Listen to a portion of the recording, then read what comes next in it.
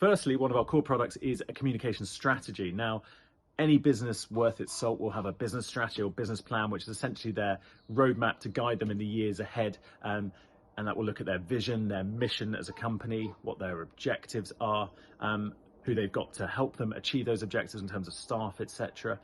And a communication strategy is essentially a subset of that. So it is looking at the overall business picture, the strategy, and how we're going to communicate and reach the audiences and tell people about the successful work we're doing.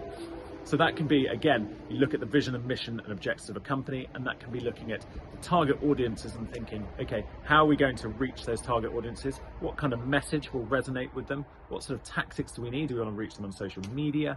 Is it a traditional press release? Is it a piece on camera? Is it influencer marketing, which is a big thing now? What are the kind of vehicles for getting our message out there? And what are the messages? How are we going to really resonate with them? What's going to land with them well? And also looking at your resources. So not everyone has deep resources at a company. So what do you have to play with in order to communicate your objectives and your story to the various audiences? And those audiences might not be media. Everyone thinks, okay, well, you've got to pitch to the media. Yes, that is a big avenue and that helps you reach the public. But actually, other audiences, there's many stakeholders you want to reach. It could be a shareholder at your business. It could be a potential sponsor. It could be a current investor who you need to land a message with.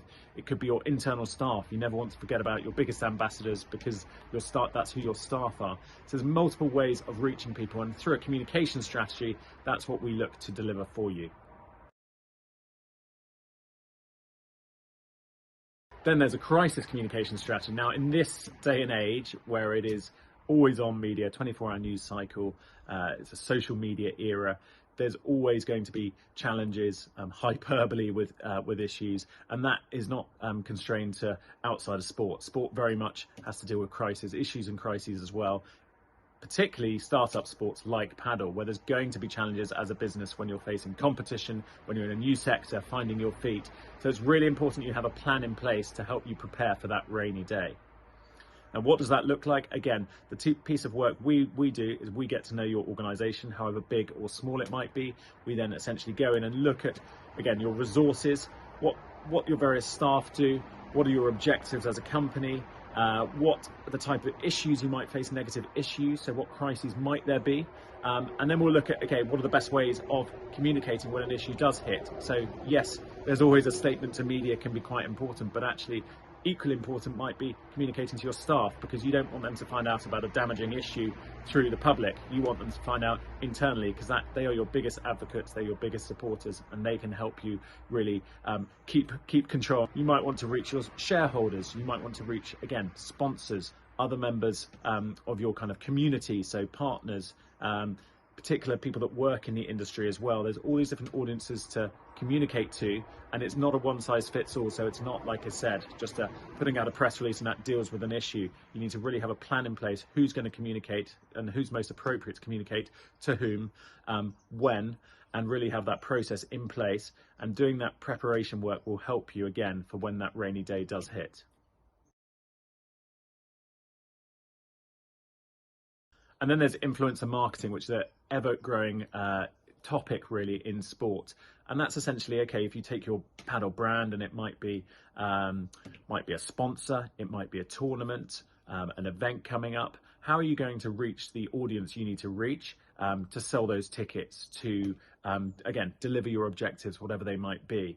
And that can often be through aligning yourselves with the right kind of people on social media who have big exposure to those audiences that you're trying to connect with. So it could be working with an influencer, someone that has a good traction on social media amongst a young demographic, if those are the type of audiences you're trying to reach. And aligning yourself with that person will instantly create a good, strong, positive connection for your brand or for your organization with those specific demographic that you're trying to reach. So influencer marketing is very much something we do. We identify the type of influencers you might need to reach depending on those company objectives, and then we help you engage with them and put in place a plan so that they can deliver what you need to do to achieve a bigger strategy. Now, unsurprisingly, there's media relations as well. That's a big part of what we do.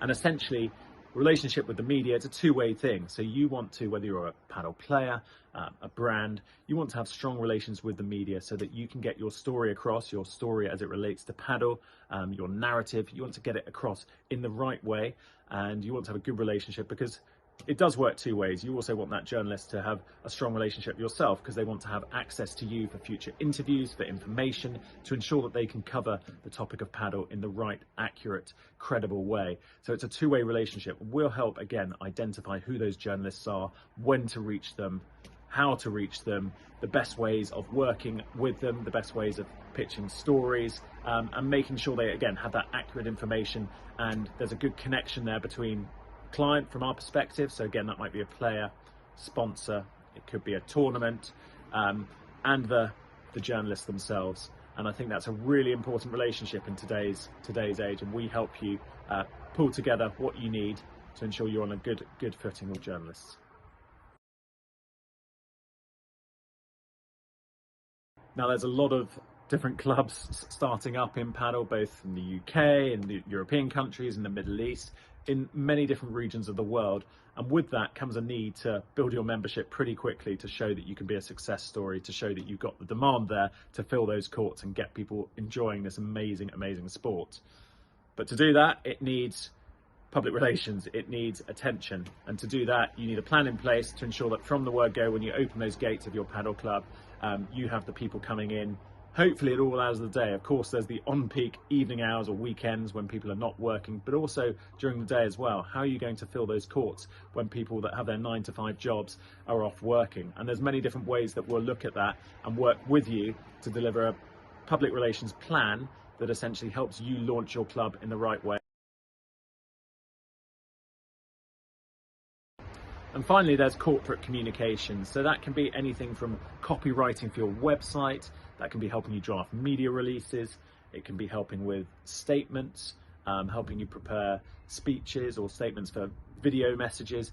Any ways you want to communicate and get out the written or verbal word to your audiences, we'll help draft that for you. We know what messages land, we know what language will be impactful for your specific people you're trying to reach. So we prepare that according to an overall strategy and help you deliver it to take that stress off your hands. So who do we work with within the paddle sector? Well, there's many sectors within paddle as a sport. The obvious one, of course, is clubs, and we're hearing a lot in countries like the UK about clubs being on the verge of opening, getting their planning permission and being ready to open their gates when they have. So we will work with clubs to help them get that membership there, to help them build their brand and distinguish them from their competitors as well. We'll also work with players, and that will be essentially helping those players build their brand. And paddle does it pretty well, actually, on social media. Players are very good at being the authors of their own story and creating great, engaging content. Perhaps because paddle hasn't had the mainstream media attention until now, that's been a sort of a must, but actually that's put them in good stead. And we'll work with those players to really leverage that social media presence, make sure they tell their unique story, and they all have a unique story. And in turn, that of course helps them build up their commercial prospects for sponsorship.